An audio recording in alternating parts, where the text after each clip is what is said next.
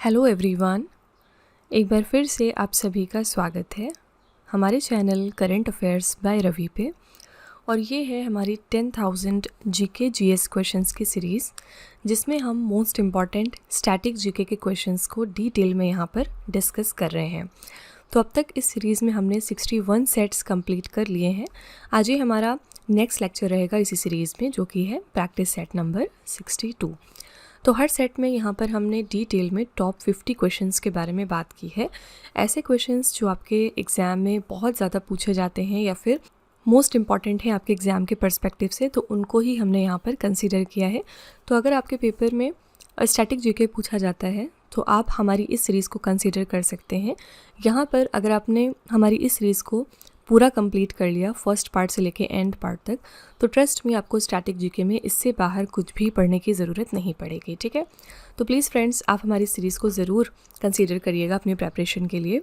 और in case अगर आप करंट अफेयर्स की भी एक अच्छी प्रेपरेशन करना चाहते हैं तो उसके लिए आप हमारे चैनल को सब्सक्राइब कर सकते हैं। यहाँ पर हम करंट अफेयर्स से रिलेटेड भी बहुत सारे कंटेंट लाते रहते हैं। ठीक है, तो विद दिस नोट चलिए हम आज की अपनी क्लास स्टार्ट कर लेते हैं और देखते हैं कि आज के हमारे मोस्ट इंपॉर्टेंट 50 स्टैटिक क्वेश्चंस कौन से हैं। तो फ्रेंड्स, वीडियो को कंटिन्यू करने से पहले बस यहाँ पर एक छोटी सी इन्फॉर्मेशन है आपके लिए। ये है हमारी 10,000 जीके जीएस का एमसीक्यू बैच और ये टोटली रवि सर के नोट्स हैं। तो अगर आप हमारे इन लेक्चर्स को फ्री में देखना चाहते हैं तो आप हमारे channel current affairs by Ravi को सब्सक्राइब कर सकते हैं।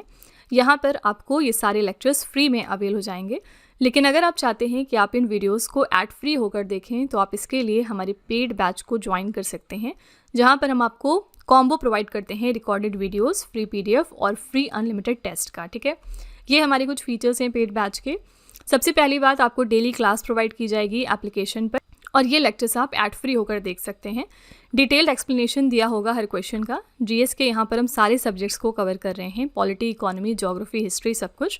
एग्जाम ओरिएंटेड क्वेश्चंस पर बात होगी सिर्फ और सिर्फ। यहाँ पर हम स्पेशल फोकस रख रहे हैं प्रीवियस ईयर और मोस्ट रिपीटेड क्वेश्चंस के ऊपर। साथ ही ये पूरा कोर्स हम आपको बाईलिंगुअल फॉर्मेट में प्रोवाइड करेंगे, ताकि अगर आप इंग्लिश में कंफर्टेबल हैं या फिर हिंदी में कंफर्टेबल हैं, दोनों ही केसेस में आप इस कोर्स को एंजॉय कर सकते हैं। ठीक है, तो फ्रेंड्स, इसके लिए प्ले स्टोर पर जाकर आप हमारे mobile application Ravi study app को अपने फ़ोन में इंस्टॉल कर सकते हैं।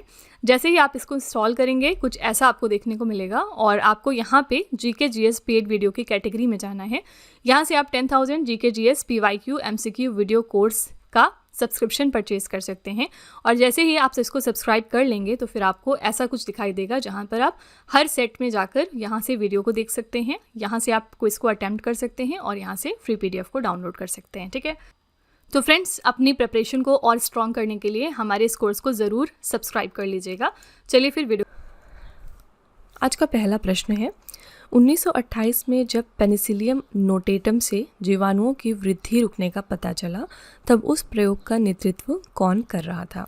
सिंपली यहाँ पर आपको बताना है कि जो पेनिसिलियम की डिस्कवरी है उसका रिलेशन इनमें से किस पर्सनालिटी के साथ में है। ठीक है, आंसर हो जाएगा बी ऑप्शन, अलेक्जेंडर फ्लेमिंग। ठीक है, ये क्वेश्चन न जाने कितनी बार पूछा गया है, आप प्रीवियस ईयर पेपर उठा के देख सकते हैं कि क्वेश्चन इतनी बार आया है कि पेनिसिलियम नोटेटम से रिलेटेड इनमें से कौन से पर्सनालिटी हैं, तो ये है अलेक्जेंडर फ्लेमिंग। बी ऑप्शन यहाँ पर करेक्ट हो जाएगा। रॉबर्ट कोच का नाम किस चीज़ से रिलेटेड है। रॉबर्ट कोच का नाम ट्यूबरक्यूलोसिस के जो बैक्टीरिया होते हैं उनकी डिस्कवरी के साथ है। यहाँ पर जेम्स वॉटसन का नाम भी बहुत ज़्यादा एग्जाम में पूछा जाता है। क्यों? क्योंकि जेम्स वॉटसन ने डिस्कवर किया था डीएनए का डबल हेलिक्स स्ट्रक्चर। ठीक है, तो ये क्वेश्चन भी एग्जाम में आ सकता है कि डबल हेलिक्स स्ट्रक्चर जो डीएनए का होता है, ये किसने खोज करी थी इसकी, तो जेम्स वॉटसन ने। ठीक है, नेक्स्ट है, हॉकी के खेल में मैदान पर कितने खिलाड़ी टीम का हिस्सा होते हैं। जब भी कभी हॉकी का गेम खेला जाता है तो कितने प्लेयर्स एक टाइम पे फील्ड पर मौजूद होते हैं एज अ टीम, तो यहाँ पर 11 प्लेयर्स मौजूद होते हैं। ठीक है, तो डी ऑप्शन यहाँ पर बिल्कुल करेक्ट हो जाएगा। और हॉकी के खेल से रिलेटेड आपकी अलग अलग ट्रॉफीज़ होती हैं जो आपको ध्यान में रखनी चाहिए, जैसे कि हो गया आपका स्टैनले कप। ठीक है, इसके अलावा आपको दिया जाता है इसमें प्रेसिडेंट्स कप, फिर इसके अलावा चैम्पियंस ट्रॉफी, और फिर और देखेंगे तो नेक्स्ट है यहाँ पर बॉम्बे गोल्ड कप। ये सारे के सारे कप्स जो हैं वो हॉकी के सेगमेंट में दिए जाते हैं। और कई बार इस तरह के क्वेश्चंस आप एग्जाम में देखेंगे कि ऐसे नाम देके पूछ लिया जाता है कि किस स्पोर्ट्स से रिलेटेड है। नेक्स्ट है यहाँ पर सुल्तान अजलान शाह कप। तो ये सारी जो ट्रॉफीज़ हैं ये हॉकी से संबंधित हैं, ठीक है। नेक्स्ट है मुद्रा, नोट और सिक्के को डैश भी कहा जाता है। Currency notes and coins are also called, क्या इनको हम कहते हैं और, तो इनको प्रादिष्ट मुद्रा यानी फियाट करेंसी भी कहा जाता है। डी ऑप्शन करेक्ट हो जाएगा। इसकी क्या खासियत होती है, तो इसको गवर्नमेंट जारी करते हैं यानी इशूड बाय गवर्नमेंट्स, ठीक है। और यहाँ पर एक और मुद्रा होती है जिसका नाम होता है कमोडिटी मनी, ठीक है। ये कौन सी मनी को कहते हैं, किस चीज़ को कहते हैं कमोडिटी मनी? ये हम कहते हैं बेसिकली उन चीज़ों को जिनके बदले आप अच्छा खासा मनी इन रिटर्न रिसीव कर सकते हैं, जैसे गोल्ड, सिल्वर वगैरह हो गया, डायमंड हो गया, क्योंकि ये भी एक तरह से आपने मनी एक्वायर की होती है गोल्ड और सिल्वर के फॉर्मेट में, ठीक है। तो इनको हम कमोडिटी मनी भी कहते हैं और ये क्वेश्चंस भी एग्जाम में पूछे गए हैं, ओके। नेक्स्ट है भारत के प्रथम chief of defence staff general Bipin Rawat को मरणोपरांत किस सम्मान से सम्मानित किया गया है? सबसे पहला क्वेश्चन याद रखिएगा कि इंडिया के first chief of defence staff कौन थे? ये थे जनरल बिपिन रावत। और मरणोपरांत यानी पोस्टहमसली इनको कौन सा अवार्ड दिया गया था? पद्म विभूषण से इनको सम्मानित किया गया था, बी ऑप्शन, ठीक है। और प्रेजेंट में अगर हम बात करेंगे तो प्रेजेंट में हमारे चीफ ऑफ डिफेंस स्टाफ कौन है? इनका नाम है जनरल अनिल चौहान। ये हमारे प्रेजेंट में, और साथ ही second chief of defence staff है, इन्होंने रिप्लेस किया था जनरल बिपिन रावत को 2022 में, ठीक है। और इनका जो टेन्योर है वो इसी साल कंप्लीट हो जाएगा। कब कंप्लीट होगा? 30 मई 2026 को, फाइन। नेक्स्ट है भूटान के साथ भारत की सीमा रेखा की लंबाई कितनी है? तो जो भूटान के साथ हमारा बॉर्डर है उसकी लेंथ आपको यहाँ पर बतानी है। उसकी लेंथ है 699 किलोमीटर, ओके। और दो क्वेश्चन और यहाँ पर बॉर्डर से रिलेटेड पूछा जाता है। पहला क्वेश्चन ये कि इंडिया और चाइना का जो हमारा बॉर्डर है इसका नाम क्या होता है? इसका नाम है मैक-मोहन लाइन, ठीक है। और यहाँ पर जो इंडिया और पाकिस्तान का बॉर्डर है ये भी एग्जाम में कई बार पूछा गया है। इंडिया और पाकिस्तान के बॉर्डर का नाम होता है रेड क्लिफ लाइन, ठीक है। तो ये दोनों फैक्ट्स ध्यान में रखिएगा। नेक्स्ट है तराइन के प्रथम युद्ध में पृथ्वीराज चौहान ने किसे पराजित किया था? यहाँ पर हम बात कर रहे हैं फर्स्ट बैटल ऑफ तराइन की, और इसमें आपको बताना है कि पृथ्वीराज चौहान जो कि विनर थे, इन्होंने किसको हराया था? आंसर हो जाएगा मोहम्मद गोरी को। डी ऑप्शन यहाँ पर बिल्कुल करेक्ट है। तो जो फर्स्ट बैटल ऑफ आपकी टेरेन हुई थी, कब हुई थी? 1191 में हुई थी। किसके बीच में हुई थी? तो राजपूत जो वंश था इनके बीच में और घुरिद फोर्सेस के बीच में, ठीक है। तो यहाँ पर विनर कौन थे? तो विनर थे पृथ्वीराज चौहान। इन्होंने किसको हराया था? मोहम्मद गोरी को, ठीक है। नेक्स्ट है गरीबी रेखा को निर्धारित करने के लिए कौन सा संगठन सर्वेक्षण करता है? तो पॉवर्टी लाइन जो डिटरमाइन होती है उसके लिए कौन सा ऑर्गेनाइजेशन है जो कि सर्वे कंडक्ट करता है? आंसर हो जाएगा राष्ट्रीय नमूना सर्वेक्षण कार्यालय यानी NSSO, national sample survey office, ठीक है। तो यहाँ पर डी ऑप्शन बिल्कुल करेक्ट है। ऑप्शन में यहाँ पर रिजर्व बैंक ऑफ इंडिया भी है। इनसे रिलेटेड एक क्वेश्चन पूछा जाता है कि ये कब फॉर्म हुआ था? 1935 में as a central government bank, लेकिन बाद में जाके 1949 यानी 1949 में इसका नेशनलाइजेशन हो जाता है, जिसके बाद इसका नाम रिजर्व बैंक ऑफ इंडिया पड़ जाता है, ठीक है। और यहाँ पर नीति आयोग की बात करेंगे तो नीति आयोग कब फॉर्म हुआ था? 2015 में फॉर्म हुआ था। किस बॉडी को रिप्लेस करके? प्लानिंग कमीशन को रिप्लेस करके, ठीक है। नेक्स्ट है खुल्लम खुल्ला पुस्तक के लेखक कौन है? खुल्लम खुल्ला नाम की पुस्तक लिखी थी ऋषि कपूर ने। डी ऑप्शन यहाँ पर करेक्ट है। ऑप्शन में यहाँ पर कपिल देव भी हैं, और कपिल देव किस चीज़ के लिए जाने जाते हैं? तो जो 1983 में हमने क्रिकेट वर्ल्ड कप जीता था उसमें कैप्टन थे कपिल देव, ठीक है, इसके लिए फेमस है। इनकी एक बुक है जो एग्ज़ाम में अक्सर पूछी जाती है, और इस किताब का नाम क्या है? इस किताब का नाम है स्ट्रेट फ्रॉम द हार्ट। इनकी ऑटोबायोग्राफी है ये, ठीक है। तो कोई भी जो इंपॉर्टेंट पर्सनालिटीज़ होते हैं अगर वो अपनी किताब लिखते हैं तो फिर वो क्वेश्चन आपके लिए एग्ज़ाम में पूछ लिया जाता है ऐसे। तो स्ट्रेट फ्रॉम द हार्ट नाम की किताब लिखी है कपिल देव ने, इनकी ऑटोबायोग्राफी, ओके। नेक्स्ट है बौद्ध वास्तुकला की निम्नलिखित में से किस संरचना का उपयोग भिक्षुओं के आवास के रूप में किया जाता है? तो कौन सा इसमें से बुद्धिस्ट आर्किटेक्चर का स्ट्रक्चर है जिसको कि मॉन्क्स के रहने के लिए यूज़ किया जाता था? करेक्ट आंसर हो जाएगा बी ऑप्शन, विहारा, ठीक है। और यहाँ पर बुद्धिज़्म की बात करेंगे तो सबसे ज़्यादा मौर्य डायनेस्टी के कौन से रूलर हैं जिन्होंने प्रमोट किया था इस रिलीजन को? ये थे अशोका द ग्रेट, ठीक है। और ये मौर्य डायनेस्टी को बिलोंग करते हैं। मौर्य डायनेस्टी के फाउंडर कौन थे? तो ये थे चंद्रगुप्त मौर्य, ठीक है। नेक्स्ट है एशियाई शेर भारत के किस राज्य में पाए जाते हैं। आपको बताना है एशियाटिक लॉयंस कहाँ पर होते हैं इंडिया के अंदर। तो ये आपको मिल जाएंगे ए ऑप्शन, गुजरात राज्य में। तो एशियाटिक लॉयंस गुजरात के अंदर सबसे ज़्यादा गिर नेशनल पार्क में मिलते हैं।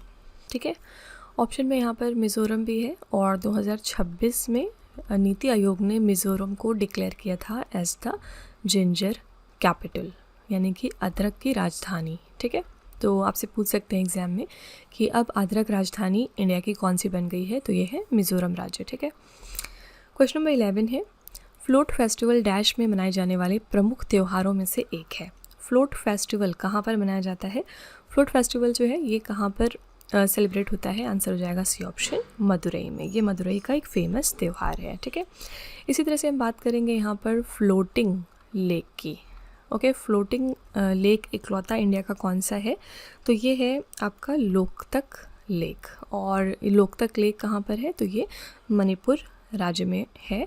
और कौन से यहाँ के नेशनल पार्क में है? तो ये भी याद रखिएगा, यहाँ पर कीबुल लामजो नाम का नेशनल पार्क है, यहाँ पर लोकेटेड है इंडिया का इकलौता फ्लोटिंग लेक, जो कि है लोकतक लेक। ठीक है, नेक्स्ट है संविधान सभा के अस्थायी अध्यक्ष कौन थे? तो कॉन्स्टिट्यूएंट असेंबली जो फॉर्म हुई थी इसके टेम्पररी चेयरमैन कौन थे? तो ये थे डॉक्टर सच्चिदानंद सिन्हा। सी ऑप्शन यहाँ पर बिल्कुल सही है। और यहाँ पर हाँ, ऑप्शन में डॉक्टर BR अम्बेडकर भी हैं। ये फादर ऑफ इंडियन कॉन्स्टिट्यूशन के नाम से जाने जाते हैं। ठीक है, और इन्होंने आर्टिकल नंबर 32 को क्या टाइटल दिया था कि ये हार्ट एंड सोल है इंडियन कॉन्स्टिट्यूशन का। ठीक है, तो ये सारे फैक्ट्स ध्यान में रखा करिए। यहाँ पर ऑप्शंस मैं आपको क्यों एनालाइज करवा रही हूँ, ताकि आपका जो ब्रेन है वो भी खुल सके, और जैसे ही आप कोई भी इस तरह के कीवर्ड्स देखें तो आपके दिमाग में स्ट्राइक हो कि इससे रिलेटेड कौन सा क्वेश्चन फ्रेम हो सकता है। ठीक है फ्रेंड्स, ये रीज़न ये है क्योंकि आपके स्टैटिक जीके का जो पोर्शन होता है, जो क्वेश्चंस पूछे जाते हैं स्टैटिक जीके में, वो बहुत ही ज़्यादा रिपीटेड होते हैं। तो इसलिए आपको कोशिश करना चाहिए इसमें रिवीजन अपना बढ़ाने की, जिससे कि जो ये पोर्शन है ये अच्छे से आपका प्रिपेयर हो सके। ठीक है, क्वेश्चन नंबर 13 है गुरु वेम्पति चिन्ना सत्यम भारत के डैश नृत्य रूप के प्रसिद्ध नर्तक हैं। आपको बताना है कि गुरु वेम्पति चिन्ना सत्यम किस डांस से एसोसिएटेड है? तो ये कुचिपुड़ी डांस से रिलेटेड है। डी ऑप्शन करेक्ट हो जाएगा। कुचिपुड़ी कहाँ का डांस है? आंध्र प्रदेश का। मणिपुरी डांस नाम से पता चल रहा है मणिपुर राज्य का है। ओडिशी डांस उड़ीसा राज्य का है। और यहाँ पर भरतनाट्यम डांस है तमिलनाडु राज्य का। नेक्स्ट है सुनील छेत्री किस खेल में भारत का प्रतिनिधित्व करते हैं? सुनील छेत्री किस गेम से एसोसिएटेड हैं? तो ये फुटबॉल खेलते हैं। डी ऑप्शन यहाँ पर बिल्कुल करेक्ट हो जाएगा। फुटबॉल गेम से इनका रिलेशन है। अब फुटबॉल से रिलेटेड हम कुछ ट्रॉफीज़ की बात करेंगे, तो कौन कौन से हो गए? सबसे पहले तो आपका फीफा वर्ल्ड कप हो गया, जो भी रिसेंटली होने भी वाला है 2026 में, जून में शायद होगा। ठीक है, इसके अलावा आपका कोपा अमेरिका ट्रॉफ़ी हो गई। ये सारे प्रेस्टीजियस गेम ऑनर्स हैं जो कि फ़ुटबॉल के सेगमेंट में दिए जाते हैं। फिर इसके अलावा हो गया UEFA का यूरोपियन चैम्पियनशिप। ये सारे जो अवार्ड्स हैं ये फ़ुटबॉल से संबंधित हैं। नेक्स्ट है मुस्लिम लीग द्वारा प्रत्यक्ष कार्यवाही कब प्रारंभ की गई थी? डायरेक्ट एक्शन कब लॉन्च किया था मुस्लिम लीग ने? तो ये लॉन्च किया गया था 16 अगस्त 1946 को। डी ऑप्शन करेक्ट हो जाएगा। आप देख सकते हैं कि यहाँ पर ऑप्शन बहुत ही क्लोज थे, 9, 18 और 16, सिर्फ यहाँ पर डेट का फ़र्क है, बाकी ईयर जो है वो सेम दिया गया है। तो आपको एग्जैक्टली आंसर पता होना चाहिए था कि 16 अगस्त 1946 को प्रत्यक्ष कार्यवाही लॉन्च कर दी थी मुस्लिम लीग ने। और रीज़न क्या था? क्योंकि यहाँ पर एक कन्फ्लिक्ट हुआ था कोलकाता में, जिसके बाद बहुत सारे लोग मारे गए, लगभग 4000 से 10,000 लोग मारे गए थे। एक जनरल हड़ताल का नाम दिया गया था कि जनरल स्ट्राइक रखी जाएगी, लेकिन उस दौरान बहुत बड़ा एक मैसेकर हो जाता है और इसको हम ग्रेट कलकत्ता किलिंग्स के नाम से भी जानते हैं। Great Calcutta killings. ठीक है, तो फिर एज अ रिज़ल्ट क्या हुआ था कि मोहम्मद अली जिन्ना और मुस्लिम लीग ने मांग कर ली थी प्रत्यक्ष कार्यवाही की, डायरेक्ट एक्शन की, जिसके बाद जो है वो पाकिस्तान के अलग होने की बात हुई थी। ठीक है, तो सिंपली याद रखिएगा कि ये कब स्टार्ट हुआ था? 16 अगस्त 1946 को। क्वेश्चन नंबर 16 है भारत का पहला चालू 6 लेन एक्सप्रेसवे लगभग 95 किलोमीटर लंबा मुंबई टू पुणे एक्सप्रेसवे किस वर्ष में उद्घाटित किया गया था? इसका उद्घाटन हो गया था 2002 में। ठीक है, ये इंडिया का पहला ऑपरेशनल 6 लेन का एक्सप्रेसवे है, मुंबई पुणे एक्सप्रेसवे, और ये कितने मीटर लंबा है? तो 95 किलोमीटर्स ये लंबा है। अभी हाल ही में मुंबई के अंदर एक म्यूज़िकल रोड बनाई गई है। इसी के साथ इंडिया की फ़र्स्ट म्यूज़िकल रोड है ये, जो कि मुंबई में डेवलप की गई है। ठीक है, आपको बताना है कि यहाँ पर कौन सी धुन बजती है। ये क्वेश्चन एग्ज़ाम में अभी पूछा गया है हाल ही में। तो यहाँ पर जय हो की धुन सुनाई देगी। जब भी कभी कोई गाड़ी इस सड़क पर 60 से लेके 80 किलोमीटर प्रति घंटे की स्पीड से दौड़ेगी तो उसको यहाँ पर जय हो की धुन सुनाई देगी। आप इस चीज़ को यूट्यूब में भी एक बार देख सकते हैं। ठीक है, क्वेश्चन नंबर 17 है, निम्नलिखित में से किसे सौर मंडल का ग्रह नहीं माना जाता है लेकिन वर्ष 2006 से बौना ग्रह कहा जाता है। इनमें से कौन सा हमारा प्लैनेट है जो अब प्लैनेट नहीं रहा सोलर सिस्टम का, बल्कि उसको अब ड्वार्फ प्लैनेट की कैटेगरी में रख दिया गया है। आंसर यहाँ पर हो जाएगा डी ऑप्शन, प्लूटो। ठीक है, प्लूटो पहले हमारा ग्रह होता था लेकिन अब ये बौना ग्रह बन चुका है। 2006 में इसको ड्वार्फ प्लैनेट की कैटेगरी में डाला गया था। ठीक है, तो डी ऑप्शन यहाँ पर बिल्कुल करेक्ट हो जाएगा। और इसके अलावा कौन सा ऐसा प्लैनेट है जिसके पास कोई भी उसके खुद के नेचुरल सैटेलाइट्स नहीं होते हैं? ये क्वेश्चन भी एग्जाम में पूछा गया क्वेश्चन है। और ये प्लैनेट कौन सा है? वीनस। ठीक है, वीनस के पास इनके खुद के कोई भी प्राकृतिक उपग्रह नहीं है, याद रखिएगा। ओके, नेक्स्ट है, लच्छू महाराज डैश के एक प्रसिद्ध भारतीय शास्त्रीय नर्तक और नृत्य निर्देशक थे। लच्छू महाराज किस डांस से रिलेटेड हैं, आपको ये बताना है। आंसर हो जाएगा ए ऑप्शन, कथक डांसर हैं। ठीक है, कथक कहाँ का डांस है? तो ये नॉर्थ इंडिया का डांस है, स्पेशली उत्तर प्रदेश का डांस है। ओडिशी डांस की बात करेंगे तो ये डांस आपको उड़ीसा राज्य में मिलेगा। छाऊ डांस कहाँ का है? ये ईस्टर्न स्टेट्स में हमारे मिल जाएगा, जैसे कि झारखंड हो गया, वेस्ट बंगाल और उड़ीसा जैसे राज्य। ठीक है, और कुचिपुड़ी डांस हमने पीछे देखा कि ये आंध्र प्रदेश राज्य का है। नेक्स्ट है, एथेनोइक अम्ल को सामान्यतः डैश अम्ल कहा जाता है। Ethanoic acid is commonly called dash acid. Ethanoic acid कौन सा एसिड होता है हमारा? आंसर यहाँ पर हो जाएगा सी ऑप्शन, एसिटिक एसिड। ठीक है, इसका फॉर्मूला क्या होता है? CH3COOH। ठीक है, ये इसका फॉर्मूला है। साइट्रिक एसिड किस चीज़ में आपको मिलेगा? हर खट्टी चीज़ में, जैसे कि आपका नींबू हो गया। ठीक है, इसके अलावा जो संतरा वगैरह होता है इन सब में आपको साइट्रिक एसिड मिल जाएगा। और साइट्रिक एसिड आपको कौन सा एक विटामिन देता है? विटामिन सी देता है। विटामिन सी की कमी से आपकी बॉडी में कौन सी डिजीज़ हो जाती है? स्कर्वी नाम की डिजीज़। ठीक है, विटामिन बी की कमी से होता है आपको बेरी। ये सब क्वेश्चंस पूछे गए क्वेश्चंस हैं, इसलिए मैं आपको बार बार रिवाइज करवा रही हूँ। विटामिन ए की कमी से नाइट ब्लाइंडनेस होता है। विटामिन डी की कमी से होता है आपको रिकेट्स। ठीक है, ये कम से कम 4 विटामिन का नाम याद रखिएगा। हाइड्रोक्लोरिक एसिड आपके पेट में मिल जाएगा, आपको स्टमक में ये मौजूद होता है। नाइट्रिक एसिड का फॉर्मूला क्या होता है? HNO3। ठीक है, हाइड्रोक्लोरिक एसिड का HCl। ठीक है, इसी तरह से फॉर्मिक एसिड के बारे में कई बार एग्जाम में पूछा जाता है। फॉर्मिक एसिड किस चीज़ में पाया जाता है? तो जो चींटी काटती है आपको, उस चीज़ में आपको फॉर्मिक एसिड मिलेगा। इसका फॉर्मूला होता है HCOOH। ठीक है, नेक्स्ट है, पादप कोशिका भित्ति मुख्य रूप से डैश से बनी होती है। तो जो प्लांट सेल वॉल है आपका, ये किस चीज़ से बना होता है? प्लांट सेल वॉल मेनली आपका सेलुलोज से बना होता है। डी ऑप्शन यहाँ पर बिल्कुल करेक्ट हो जाएगा। अगला है, भारत के राष्ट्रपति राज्यसभा के लिए कितने सदस्यों को मनोनीत कर सकते हैं? Very important question. कितने मेंबर्स हैं जिनको प्रेसिडेंट ऑफ इंडिया नॉमिनेट कर सकते हैं राज्यसभा में? आंसर यहाँ पर हो जाएगा बी ऑप्शन, 12 मेंबर्स। ठीक है, और हमने एक क्वेश्चन और पढ़ा था कि भारत के राष्ट्रपति क्योंकि सर्वोच्च पद होता है ये पद पूरे भारत का, तो यहाँ पर अगर इन केस कोई डिस्प्यूट अराइज होता है इलेक्शन में, तो फिर उसको रिजॉल्व करने की आखिरी पावर किसके पास होती है? सुप्रीम कोर्ट के पास। ठीक है, तो ये भी क्वेश्चन एग्जाम में पूछा गया था कि भारत के राष्ट्रपति के जो इलेक्शंस होते हैं उसमें अगर कोई भी डिस्प्यूट होता है तो उसको रिजॉल्व करने की आखिरी पावर किसके पास है? सुप्रीम कोर्ट के पास है। नेक्स्ट है, सिंधु घाटी सभ्यता का एक बंदरगाह शहर निम्नलिखित में से कौन सा था? तो इंडस वैली सिविलाइजेशन का एक इंपॉर्टेंट पोर्ट सिटी इनमें से कौन है? आंसर हो जाएगा डी ऑप्शन, लोथल। ठीक है, लोथल से हमें क्या मिला था? क्योंकि यहाँ से हमें बंदरगाह मिला था, यानी कि डॉकयार्ड मिला था। कालीबंगन से हमें यहाँ की चूड़ियाँ मिली थी। ठीक है, यहाँ से हमें बैंगल्स मिले थे। धोलावीरा जो साइट है इंडस वैली सिविलाइजेशन की, यहाँ से हमें एक बहुत ही अच्छा वाटर हार्वेस्टिंग सिस्टम मिल जाएगा। यहाँ से आप देख सकते हैं कि उस टाइम के लोगों को वाटर हार्वेस्टिंग की टेक्निक आती थी कि किस तरह से आपको रेन वाटर को इकट्ठा करना है और फ्यूचर में यूज़ करना है। राखी घड़ी से आपको टेराकोटा के टॉयज़ मिल जाएंगे, यानी टेराकोटा जो एक मटेरियल होता है उसके बने हुए खिलौने मिलेंगे। तो कहाँ से क्या मिला है ये भी चीज़ थोड़ा सा ध्यान में रखा करिए। ठीक है, नेक्स्ट है, Grammy life time achievement award प्राप्त करने वाले पहले भारतीय कौन है? फर्स्ट इंडियन कौन है जिन्होंने रिसीव किया है Grammy life time achievement award? ये है मिस्टर पंडित रवि शंकर। सी ऑप्शन यहाँ पर बिल्कुल करेक्ट हो जाएगा। ये फर्स्ट इंडियन हैं जिन्होंने Grammy life time achievement award जीता है। ग्रैमी अवार्ड किस फील्ड में दिया जाता है, याद रखिएगा, म्यूज़िक की सेगमेंट में मिलता है, ठीक है। और यहाँ पर ऑप्शन में AR रहमान भी है, याद रखिएगा। इनको अभी रिसेंटली 2026 में यामाहा म्यूज़िक ने इनको अपना ब्रांड एम्बेसडर बनाया है, यामाहा इंडिया ने, ठीक है। नेक्स्ट क्वेश्चन है, सहायक संधि जिसके माध्यम से अंग्रेज अपने भारतीय सहयोगियों को उनकी शक्ति के बाहरी और आंतरिक खतरों से बचाने के लिए जिम्मेदार थे, किसके द्वारा तैयार की गई थी। सहायक संधि बहुत ही फेमस संधि है, सब्सिडरी अलायंस, और आपको बताना है कि ये किसका दिमाग था, यानी ये किसने तैयार की थी।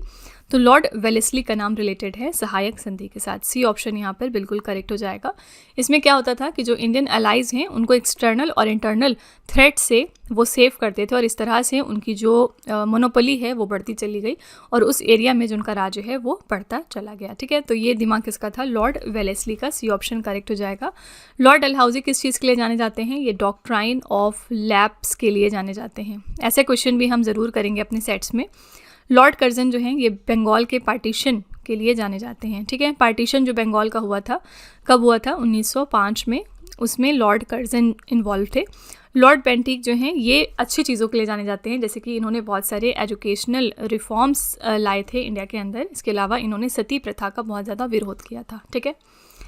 नेक्स्ट है, भारत सरकार द्वारा प्रोजेक्ट टाइगर कब शुरू किया गया था। तो प्रोजेक्ट टाइगर की शुरुआत हुई थी 1973 में। सी ऑप्शन यहाँ पर बिल्कुल करेक्ट हो जाएगा। कब मनाते हैं हम इंटरनेशनल टाइगर डे, तो इंटरनेशनल टाइगर डे हर साल होता है हमारा 29 जुलाई को, ठीक है। नेक्स्ट है, ग्रीष्मकालीन ओलंपिक में तीरंदाजी की आधिकारिक शुरुआत किस वर्ष हुई थी। तो आर्चरी ऑफिशियली कब स्टार्ट हुआ था हमारे समर ओलंपिक्स में, आंसर हो जाएगा 1900 में। डी ऑप्शन, सन 1900 में इसकी शुरुआत हुई थी, ठीक है। यहाँ पर हम बात करेंगे ओलंपिक गेम्स की। तो हर 4 साल पर ओलंपिक गेम्स अपने आप को रिवाइज करते हैं, यानी दोबारा से होते हैं। लेकिन यहाँ पर समर और विंटर ओलंपिक के बीच में 2 साल का गैप होता है, ठीक है, याद रखिएगा। अभी रिसेंटली 2026 में हम देखेंगे तो हमारे विंटर ओलंपिक्स 2026 हुए थे, और कहाँ पर हुए थे इस साल, इटली शहर में, इटली देश में, और यहाँ पर मिलानो कॉर्टिना शहर में इनको आयोजित किया गया था। विनिंग टीम की बात करेंगे तो विनिंग टीम थी इसमें नॉर्वे। इटली जो कि होस्ट था, इसकी रैंक क्या थी, 4th, ठीक है। अब विंटर ओलंपिक्स 4 साल बाद होंगे, यानी 2030 में होंगे, कहाँ पर, फ्रांस देश में, और इसके बाद 2034 में होंगे USA में, ओके। नेक्स्ट हमारा जो समर ओलंपिक्स है वो कब होगा, तो विंटर ओलंपिक्स की 2026 में हुआ है, और समर ओलंपिक्स 2028 में होगा, कहाँ पर, लॉस एंजलिस में, ठीक है। नेक्स्ट है, निम्नलिखित में से किस जनगणना में भारत में ऋणात्मक जनसंख्या वृद्धि दर्ज की गई थी। नेगेटिव पॉपुलेशन ग्रोथ हमने कब रिकॉर्ड किया था, कौन से सेंसस में, आंसर यहाँ पर हो जाएगा 1921 में। तो यहाँ पर नेगेटिव पॉपुलेशन ग्रोथ रेट का मतलब क्या है कि आपका जो डेथ रेट है वो ज़्यादा था बर्थ रेट से, यानी जितने लोग पैदा हुए उससे ज़्यादा लोग मर गए थे, ठीक है। तो सिर्फ एक ही बार अभी तक ऐसा हुआ है, और 1921 में हमारा नेगेटिव पॉपुलेशन ग्रोथ रिकॉर्ड किया गया था इंडिया के अंदर। नेक्स्ट है, सलहेस का त्यौहार किस राज्य में मनाया जाता है। सलहेश फेस्टिवल कहाँ पर सेलिब्रेट किया गया है, आंसर हो जाएगा डी ऑप्शन, बिहार राज्य का ये फेमस त्यौहार है। पंजाब राज्य में हमारा एक बहुत ही फेमस डांस है जिसका नाम है भांगड़ा, ठीक है। और एक क्वेश्चन पूछा गया था स्टैटिक जीके में कि भांगड़ा जो पंजाब में मनाया जाता है, अगर सपोज इसी भांगड़ा को फीमेल्स डांस करती हैं जब भांगड़ा को, तो उस चीज़ को हम क्या कहते हैं, तो उस चीज़ को हम गिद्दा कहते हैं, याद रखिएगा, ठीक है। तो यानी सेम भांगड़ा को जब फीमेल्स परफॉर्म करती हैं तो उसको हम गिद्दा डांस कहते हैं। तो डी ऑप्शन यहाँ पर करेक्ट है, सलहेस का त्यौहार बिहार का है। नेक्स्ट है, दिल्ली के निम्नलिखित में से किस शहर की स्थापना गयासुद्दीन तुगलक ने की थी। इनमें से कौन सी दिल्ली की सिटी है जिसको गयासुद्दीन तुगलक ने फाउंड किया था, आंसर यहाँ पर हो जाएगा सी ऑप्शन, तुगलकाबाद, ठीक है। तुगलकाबाद की जो फाउंडर हैं वो कौन है, गयासुद्दीन तुगलक है। और यहाँ पर हम बात करेंगे तुगलक डायनेस्टी की, तो ये 3rd डायनेस्टी है अंडर दिल्ली सल्तनत, और इसके फाउंडर भी गयासुद्दीन तुगलक हैं, ठीक है। गयासुद्दीन तुगलक का एक और नाम है जो आपको पता होना चाहिए, इनका एक और नाम है गाजी मलिक, फाइन। नेक्स्ट है, निम्नलिखित में से शुंगा वंश का संस्थापक कौन था। आपको बताना है कि शुंगा डायनेस्टी को किसने फाउंड किया था। यहाँ पर आंसर है डी ऑप्शन, पुष्यमित्र शुंगा ने। डी ऑप्शन बिल्कुल करेक्ट हो जाएगा। इन्होंने राज किया था नॉर्थ सेंट्रल और ईस्टर्न इंडिया के ऊपर, और याद रखिएगा कि जब मौर्यन एम्पायर ख़त्म होती है उसी के तुरंत बाद पुष्यमित्रा सुंगा की डायनेस्टी स्टार्ट हुई थी। तो कई बार आपको जो ये वंश होते हैं इनको अरेंज करने के लिए भी एग्जाम में दिया जाता है। तो आपको याद रखना है कि मौर्य डायनेस्टी इनके पहले आई थी, बाद में आई थी सुंगा डायनेस्टी जिसके फाउंडर थे पुष्यमित्रा सुंगा। अगला है, निम्नलिखित में से कौन सा समीकरण चाल की गणना को सही ढंग से दर्शाता है। आपको ये रिलेशन बताना है चाल, दूरी और समय के बीच में। तो हम जानते हैं कि speed is equal to distance upon time, यानी चाल इज इक्वल टू दूरी अपॉन समय। ठीक है, अब इसमें अगर आपको डिस्टेंस निकालना है तो स्पीड इंटू टाइम कर देंगे, टाइम निकालना है तो डिस्टेंस अपॉन स्पीड हो जाएगा। ठीक है, तो यहाँ पर ए ऑप्शन बिल्कुल करेक्ट था, चाल इज इक्वल टू दूरी अपॉन समय। नेक्स्ट है, भारत का पूर्वी तटीय मैदान कहाँ पर स्थित है। East coastal plain of India कहाँ पर होता है। तो ये जो रीजन है हमारा ईस्टर्न घाट्स और बे ऑफ बंगाल के बीच का, इसको हम कहते हैं कि ये हमारा पूर्वी तटीय मैदान है। आंसर हो जाएगा बी ऑप्शन, पूर्वी घाट और बंगाल की खाड़ी के बीच का जो एरिया है इसको हम कहते हैं पूर्वी तटीय मैदान। थोड़ा सा यहाँ पर मैप देखते हैं, ये हमारा इंडिया का सदर्न पार्ट है। यहाँ पर हमने देखा है अरेबियन सी है, यहाँ पर आपका बे ऑफ बंगाल है, ये आपका वेस्टर्न घाट्स है, ये आपका ईस्टर्न घाट है। तो ये जो ईस्टर्न घाट्स हैं इसके और बे ऑफ बंगाल के बीच में जो एरिया है इसको हम कहते हैं ईस्ट कोस्टल प्लेन। ठीक है, और ये जो ईस्टर्न घाट्स हैं हमारे, इसमें कौन कौन से आपके राज्य कवर होते हैं याद रखिएगा। इसमें 5 राज्य आते हैं, उड़ीसा, आंध्र प्रदेश, तेलंगाना, कर्नाटका और केरला। ठीक है, साथ ही यहाँ पर जैसे वेस्टर्न घाट्स भी हैं, तो वेस्टर्न घाट्स में कौन कौन से राज्य आते हैं, कुल यहाँ पर 6 राज्य आते हैं। कौन कौन से हैं ये, गुजरात, महाराष्ट्र, गोवा, कर्नाटका, केरला एंड तमिलनाडु, ये 6 राज्य यहाँ पर कवर करता है। ठीक है, अगला है, अनुशंसित आहार अनुमति is equal to dash recommended dietary allowance. इसका आपको फॉर्मूला बताना है। इसका फॉर्मूला होता है requirements plus margin of safety, यानी कि आवश्यकताएं प्लस सुरक्षा का मार्जिन। ठीक है, ये होता है रिकमेंडेड आहार यानी डाइटरी अलाउंस। ओके, नेक्स्ट है, निम्नलिखित में से किस सत्याग्रह में महात्मा गांधी को राष्ट्रीय नेता बनाया गया था। कौन सा इनमें से सत्याग्रह है जिसमें महात्मा गांधी जी को ट्रांसफॉर्म किया गया था इनटू अ नेशनल लीडर। यहाँ पर आंसर हो जाएगा ए ऑप्शन, चंपारण सत्याग्रह। ठीक है, कब हुआ था, 1917 में हुआ था। और चंपारण सत्याग्रह जो है इसमें क्या चीज़ थी, इसमें 3 कथिया सिस्टम को अपोज किया गया था। क्या है ये 3 कथिया सिस्टम, तो यहाँ पर जो ओनर्स थे यानी जो लैंड के ओनर्स थे उनको मजबूर किया जाता था कि वो अपने 3/20 हिस्से पर इंडिगो का कल्टीवेशन करें। ठीक है, और इंडिगो के कल्टीवेशन से क्या होता था कि जो इनकी ज़मीन थी वो एकदम अनफर्टाइल हो जाती थी। इस वजह से कोई भी इसको उगाना नहीं चाहता था, लेकिन ब्रिटिशर्स इनको मजबूर करते थे 3/20 पार्ट पर इंडिगो उगाने के लिए। ठीक है, तो इसी चीज़ का अपोजिशन हुआ था और यहाँ पर चंपारण सत्याग्रह इसी पर्पज़ से लॉन्च किया गया था। चंपारण कहाँ पर है, ये भी क्वेश्चन एग्जाम में पूछा गया है, ये बिहार राज्य में स्थित है। ठीक है, नेक्स्ट है, निम्नलिखित में से किस जीव में रीढ़ की हड्डी नहीं होती है। इनमें से कौन सा एक ऑर्गेनिज्म है जिसके अंदर बैकबोन नहीं मिलेगी आपको। आंसर यहाँ पर हो जाएगा सी ऑप्शन, मकड़ी। ठीक है, तो मेढक, मानव, कबूतर, इन सब में बैकबोन मौजूद होती है, सिर्फ मकड़ी में नहीं होती है। सी ऑप्शन यहाँ पर करेक्ट है। अगला है, भारत के निम्नलिखित पड़ोसी देशों में से किसका जनसंख्या घनत्व सबसे कम है। आपको बताना है कि इसमें से जो हमारी नेबरिंग कंट्रीज़ ऑप्शन में है इनमें से कौन सी एक कंट्री है जहाँ पर आपको पॉपुलेशन डेंसिटी सबसे कम मिलेगी। आंसर यहाँ पर हो जाएगा आपका ए ऑप्शन, भूटान। ठीक है, और सबसे ज़्यादा अगर पूछा जाता कि सबसे ज़्यादा जनसंख्या घनत्व कौन से हमारे पड़ोसी देश में है तो आंसर हो जाता सी ऑप्शन, बांग्लादेश। ओके, लेकिन यहाँ पर लिस्ट पूछा गया है तो ए ऑप्शन बिल्कुल सही हो जाएगा। इंडिया के अंदर अगर हम बात करेंगे तो यूपी में सबसे ज़्यादा पॉपुलेशन है और सिक्किम राज्य में सबसे कम पॉपुलेशन है। ठीक है, अगला है, किस प्रसिद्ध भारतीय कथक नर्तक को वर्ष 1986 में पद्म विभूषण प्राप्त हुआ था। इनमें से कौन से हमारे फेमस इंडियन कथक डांसर हैं जिनको पद्म विभूषण रिसीव हुआ था 1986 में। ये हैं D option, Pandit Birju Maharaj. Okay, इस साल हम पद्मा अवार्ड्स की बात करेंगे तो टोटल 131 यहाँ पर पद्मा अवार्ड्स डिस्ट्रीब्यूट किए गए थे। आपको यहाँ पर बताना है कि कितने कितने इसमें से पद्मा अवार्ड्स थे हमारे, यानी कितने पद्म भूषण थे, कितने पद्म विभूषण थे और कितने पद्मश्री थे। एक मैं बता देती हूँ, पद्मश्री 113 थे, बाकी ये दोनों आप खुद फिल करिए, मैंने आपको बहुत बार बताया है। ठीक है, नेक्स्ट है, ऑस्ट्रेलियन ओपन जो एक ग्रैंड स्लैम टूर्नामेंट है निम्नलिखित में से किस खेल से संबंधित है। ऑस्ट्रेलियन ओपन जो इवेंट होता है ये टेनिस से संबंधित है। और यहाँ पर इंपॉर्टेंट बात यह है कि अभी हाल ही में ऑस्ट्रेलियन ओपन हुए हैं 2026 में जनवरी मंथ में। ठीक है, यहाँ पर मेंस और वुमेंस कैटेगरी में विनर का नाम याद रखिएगा। मेंस में विनर कौन थे, ये थे कार्लोस अल्कराज जो कि स्पेन देश के प्लेयर हैं। और यहाँ पर वुमेंस कैटेगरी में हम बात करेंगे तो इसके लिए विनर थी एलेना राइबकीना। ठीक है, और एलेना राइबकीना कहाँ के प्लेयर हैं, ये कजाकिस्तान देश की प्लेयर हैं। ठीक है, तो इन्होंने फाइनल्स में अराइना सबलेंका को हराया था, जो कि बेलारूस देश की प्लेयर हैं, ठीक है। नेक्स्ट है बैंडेड क्वीन ऑफ इंडिया के नाम से किसे जाना जाता है। बैंडेड क्वीन ऑफ इंडिया का टाइटल किसको दिया गया था? आंसर है डी ऑप्शन, फूलन देवी को। ओके, डी ऑप्शन यहाँ पर बिल्कुल करेक्ट हो जाएगा। और इन्होंने सबसे ज़्यादा किस चीज़ के रिगार्डिंग काम किया था? इन्होंने कास्ट से रिलेटेड चीज़ों पर काम किया था। इन्होंने ये कहा था कि जो कास्ट के बेसिस पे हम डिस्क्रिमिनेशन करते हैं वो बिल्कुल गलत है। ओके, नेक्स्ट है खानवा का युद्ध किसके बीच में लड़ा गया था? तो बैटल ऑफ खानवा कौन से दो लीडर्स के बीच में हुई थी? आंसर हो जाएगा बाबर और राणा सांगा। बी ऑप्शन यहाँ पर बिल्कुल करेक्ट है। तो बैटल ऑफ खानवा जो है ये 1527 यानी 1527 में लड़ी गई थी बाबर और राणा सांगा के बीच में, जहाँ पर बाबर विनर थे। और इसके एक साल पहले 1526 में इन्होंने कौन सी लड़ाई लड़ी थी? Battle of Panipat, first battle of Panipat, ठीक है।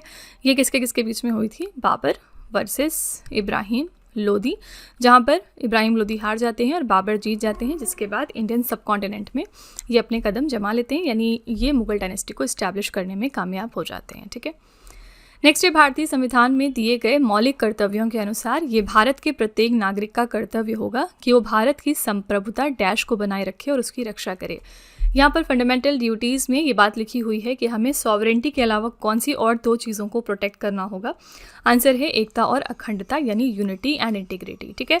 सॉवरेनिटी, यूनिटी एंड इंटीग्रिटी, इन तीनों चीज़ों को प्रोटेक्ट करने की जिम्मेदारी हर नागरिक के ऊपर है इंडिया के अंदर, ठीक है। यहाँ पर फंडामेंटल ड्यूटीज़ की हम बात करेंगे तो ये कौन से आर्टिकल में आते हैं? आर्टिकल नंबर 51A में। ओरिजिनली ये कॉन्स्टिट्यूशन में नहीं थे, लेकिन बाद में जब 42nd कॉन्स्टिट्यूशनल अमेंडमेंट एक्ट आया था 1976 में, उस दौरान फंडामेंटल ड्यूटीज़ को हमने इंसर्ट किया था कॉन्स्टिट्यूशन में 51A आर्टिकल के तहत। और यहाँ पर इस चीज़ का रिकमेंडेशन किस कमेटी ने दिया था? तो याद रखिएगा, स्वर्ण सिंह कमेटी ने, ठीक है। तो ये क्वेश्चन भी कई बार पूछा गया है कि स्वर्ण सिंह कमेटी किस चीज़ से रिलेटेड है? फंडामेंटल ड्यूटीज़ के साथ। अगला है कौन सा भारतीय वित्तीय संस्थान शेयर बाजार में निवेशकों की सुरक्षा करता है? इनमें से कौन सा हमारा फाइनेंशियल इंस्टीट्यूशन है जो इन्वेस्टर्स को प्रोटेक्ट करता है in the stock market? Answer हो जाएगा सेबी, यानी securities and exchanges board of India, भारतीय प्रतिभूति और विनिमय बोर्ड। ओके, सेबी कब फॉर्म हुआ था? 1988 में पहले इसको फॉर्म किया गया था as a non statutory body, लेकिन बाद में जाके इसको स्टैट्यूटरी स्टेटस मिल जाता है 1992 में। और प्रेजेंट में इसका हेडक्वार्टर कहाँ पर है? इसका हेडक्वार्टर आपको मिलेगा मुंबई शहर में। ओके, नेक्स्ट है भारत की जनगणना हमें डैश के संबंध में जानकारी प्रदान करती है। तो जो इंडिया के अंदर सेंसस होता है ये किस चीज़ के बारे में आपको इन्फॉर्मेशन देता है? तो जनसंख्या के बारे में, पॉपुलेशन के रिगार्डिंग, ठीक है। अभी हमारा जो सबसे लेटेस्ट सर्वे है सेंसस का वो शुरू हो चुका है 2027 में। जो हमारा सेंसस है ये 16th नंबर का सेंसस है, इसकी शुरुआत हो चुकी है। और यहाँ पर याद रखिएगा जो पहले सिटीजन काउंट किए गए हैं सेंसस में वो कौन है? वो हमारी प्रेसिडेंट हैं द्रौपदी मुर्मू, ठीक है। तो ये क्वेश्चन भी बहुत इंपॉर्टेंट है आपके एग्जाम के पर्सपेक्टिव से। इसके पहले हमारा जो सेंसस है वो हुआ था 2011 में, ये हमारा 15th नंबर का सेंसस था। और जो 16th नंबर का हमारा सेंसस होने वाला है इसमें दो खास बात क्या है? ये हमारा पहला कास्ट बेस्ड सेंसस होगा, साथ ही ये हमारा पहला फुली डिजिटल सेंसस रहेगा, ठीक है। अगला है भारतीय संगीतकार उस्ताद अल्लाह रखा कुरैशी डैश संगीत वाद्य यंत्र से जुड़े हैं। तो उस्ताद अल्लाह रखा कुरैशी जुड़े हुए हैं किस वाद्य यंत्र से? तबला से इनका नाम जुड़ा हुआ है, ठीक है। अगला है चट्टानों की परतों में फंसे मृत पौधों और जानवरों के अवशेष डैश कहलाते हैं। जो डेड प्लांट्स एंड एनिमल्स के रिमेन्स हैं जो कि रॉक के लेयर्स में ट्रैप हो जाते हैं, उनको हम क्या कहते हैं? उनको हम जीवाश्म यानी कि फॉसिल्स कहते हैं। और बहुत दिनों तक, बहुत सालों तक जब ये इसी में फंसे रहते हैं तो अपने आप ही ये क्रूड ऑयल में कन्वर्ट हो जाते हैं, ठीक है। नेक्स्ट है डैश ग्रेट ब्रिटेन की संसद का एक अधिनियम था जिसका उद्देश्य भारत में ईस्ट इंडिया कंपनी के शासन के प्रबंधन में आमूलचूल परिवर्तन करना था। इनमें से कौन सा एक एक्ट है पार्लियामेंट ऑफ ग्रेट ब्रिटेन का जिसका पर्पस था रेडिकल चेंजेस लाना in the management of east India companies rule in India? यहाँ पर बात हो रही है रेगुलेटिंग एक्ट ऑफ 1773 की। डी ऑप्शन यहाँ पर करेक्ट है। और इसके दो इंपॉर्टेंट फीचर्स हैं। रेगुलेटिंग एक्ट 1773 के तहत पहली बार ये डिसाइड हुआ था कि बंगाल में अब एक गवर्नर जनरल होंगे। और दूसरी इंपॉर्टेंट बात ये कि यहाँ पर सुप्रीम कोर्ट को इस्टेब्लिश किया गया था कलकत्ता के अंदर, ठीक है। तो ये दोनों इंपॉर्टेंट चीज़ें हुई थी अंडर इसी एक्ट, ओके। नेक्स्ट है राज्य विधान परिषद की अधिकतम शक्ति राज्य विधानसभा की कुल शक्ति का डैश निर्धारित है। Maximum strength of state legislative council कितने हो सकते हैं of the total strength of state legislative assembly? यहाँ पर 1/3 से ज़्यादा नहीं हो सकते, ठीक है, 1/3 से ज़्यादा ये नहीं हो सकते हैं। और यहाँ पर बहुत कम ही राज्य हैं जहाँ पर लेजिस्लेटिव काउंसिल और लेजिस्लेटिव असेंबली दोनों आपको मिलेंगे। सिर्फ 6 ऐसे राज्य आपको इंडिया में मिलेंगे जहाँ पर बाई कैमरलिज्म का तरीका है, यानी कि जहाँ पर दोनों ही लेजिस्लेटिव काउंसिल और लेजिस्लेटिव असेंबली मौजूद है। पहला राज्य है आंध्र प्रदेश, दूसरा है यहाँ पर बिहार, तीसरा है कर्नाटका, चौथा है आपका महाराष्ट्र राज्य, फिर 5वां है तेलंगाना और 6वां है यूपी, ठीक है। इन 6 राज्यों के अलावा और सब में आपको सिर्फ एक सिंगल हाउस मिलेगा। नेक्स्ट है प्रसिद्ध नृत्यांगना टी बाला सरस्वती निम्नलिखित में से किस नृत्य शैली की प्रतिपादक थी? तो रिनाउंड डांसर टी बाला सरस्वती किस डांस के लिए जानी जाती हैं? यहाँ पर आंसर हो जाएगा बी ऑप्शन, भरतनाट्यम डांस के लिए, ठीक है। भरतनाट्यम आपका कहाँ का डांस है? तो ये तमिलनाडु का डांस है। कुचिपुड़ी अगेन आंध्र प्रदेश का डांस है। Kathak northern India specially UP का डांस है। और कथकली डांस आपको मिलेगा केरला राज्य में, ठीक है। नेक्स्ट है निम्नलिखित में से नदियों और सहायक नदियों का कौन सा युग्म गलत है? आपको बताना है इनमें से कौन सा पेयर जो है वो गलत है रिवर और ट्रिब्यूटरीज का। पहला है यमुना टोन्स, तो ये बिल्कुल सही है, टोन्स ट्रिब्यूटरी यमुना रिवर की है। नेक्स्ट है यहाँ पर चंबल राप्ती, तो ये आपका गलत हो जाएगा, ये सही नहीं है। थर्ड है गोदावरी मंजीरा, ये सही है। सिंधु झेलम भी सही है, ठीक है। तो बी ऑप्शन यहाँ पर एलिमिनेट हो जाएगा, राप्ती ट्रिब्यूटरी नहीं है चंबल रिवर की। अगला है बाल विवाह निषेध संशोधन विधेयक 2021 का उद्देश्य महिलाओं की शादी की उम्र को डैश वर्ष तक बढ़ाना है। देखिए अभी इंडिया में क्या है कि जो हमारी फीमेल्स हैं उनके लिए शादी करने की मिनिमम आयु रखी गई है 18 साल और मेन के लिए ये आयु है 21 साल, ठीक है। ये जो बाल विवाह निषेध संशोधन विधेयक 2021 आ रहा था, इसमें ये चीज़ रखी गई थी कि महिलाओं की शादी की उम्र को बढ़ाकर 21 साल कर दी जाए, लेकिन हालांकि ये पास नहीं हो पाया था। तो फिलहाल इंडिया के अंदर फीमेल की मैरिजेबल एज कितनी है? तो 18 साल ही है, ठीक है। तो ए ऑप्शन यहाँ पर करेक्ट हो जाएगा। तो फ्रेंड्स ये थे आज के हमारे top 50 most important questions. I really hope कि आपने सारे क्वेश्चंस को अच्छे से समझ लिया होगा। ट्रस्ट मी, अगर आप हमारी इस सीरीज़ को स्टार्टिंग से कर रहे हैं, पार्ट नंबर 1 से कर रहे हैं, तो जब ये सीरीज़ एंड हो जाएगी तो उसके बाद आपको कुछ भी और पढ़ने की ज़रूरत नहीं पड़ेगी। जैसा कि आप सबको पता है कि जीके और जीएस का सब्जेक्ट बहुत ही वास्ट है, इसमें पॉलिटी, इकोनॉमी, हिस्ट्री, ज्योग्राफी कुछ भी आ जाता है, तो इसलिए ज़रूरी है कि आप इसके लिए एक स्मार्ट अप्रोच रखें, अदरवाइज़ आप सारे सब्जेक्ट्स को कवर करते ही रह जाएंगे, राइट। तो इसलिए यहाँ पर ज़रूरी है कि आप एक स्मार्ट अप्रोच रखें अपनी और इस तरह से क्वेश्चंस को पढ़ें जो मोस्ट रिपीटेड और प्रीवियसली आस्क्ड क्वेश्चंस हैं उन पर ज़्यादा फोकस करें। तो यहाँ पर इसी चीज़ को हम टारगेट कर रहे हैं, ओके। एनीवेज चलिए हम आपके टेस्ट पर चलते हैं। लास्ट में हम आपके लिए 3 क्वेश्चन का एक छोटा सा टेस्ट रखते हैं ताकि आप खुद को एनालाइज कर सकें कि आपने कितना पढ़ा, कितना समझा। ये क्वेश्चंस इसी वीडियो में से होते हैं क्योंकि आज का पहला प्रश्न है भूटान के साथ भारत की सीमा रेखा की लंबाई कितनी है। दूसरा प्रश्न है मुस्लिम लीग द्वारा प्रत्यक्ष कार्यवाही कब प्रारंभ की गई थी। और तीसरा प्रश्न है सिंधु घाटी सभ्यता का एक बंदरगाह शहर निम्नलिखित में से कौन सा था। तो फ्रेंड्स ये 3 क्वेश्चंस आपके लिए हैं एज अ होमवर्क। इनका जवाब आपको कमेंट में जाके लिखना है। इसी के साथ हमारी क्लास यहाँ पर एंड होती है। आप अपना फीडबैक कमेंट में ज़रूर लिखिएगा इस क्लास के रिगार्डिंग कि आपको क्लास कैसी लगी। इन केस आप कोई सजेशन देना चाहते हैं तो आप वो कमेंट में लिख सकते हैं, डेफिनेटली हम उसको रिव्यू करेंगे, ठीक है। तो फ्रेंड्स इसी तरह के बेस्ट क्वालिटी कंटेंट और अच्छी प्रिपरेशन के लिए आप हमारे चैनल के साथ जुड़े रहिए। मिलते हैं अगली क्लास में। Till then stay tuned. Thank you so much for watching. Also don't forget to like, share and subscribe our channel.